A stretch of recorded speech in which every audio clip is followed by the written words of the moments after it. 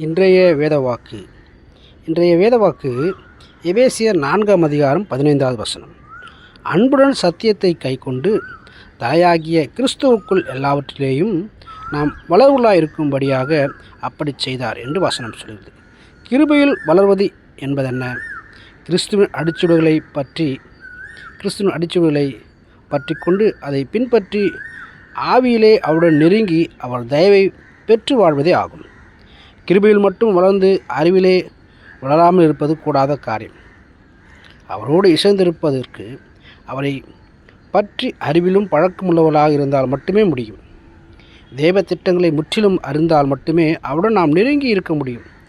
இவ்விதம் நாம் தேவ திட்டங்களை நிறைவேற்றி அவருடன் ஊழியக்காரிகளாக இந்த சேவையில் ஈடுபட்டிருக்க முடியும். இதனால் நாம் அன்புடன் சத்தியத்திற்கு கீழ்ப்படிந்து அவருடைய கிருபையில் வளர அனுதினமும் சத்திய வசனங்களை வாசித்து சிந்தித்து அறிவிலே நாளுக்கு நாள் வளர பிரயாசப்பட வேண்டும். அப்படி செல்லும்போது நிச்சயமாகவே நாம் கிறிஸ்துவுக்குள் வளரும்படியாக தேவன் நமக்கு உதவி செய்வார். தொடர்ந்து வாசிப்போம், நேசிப்போம், கர்த்தருடைய ஆசீர்வாதத்தை பெற்றுக்கொள்வோம். ஆமென். God bless you.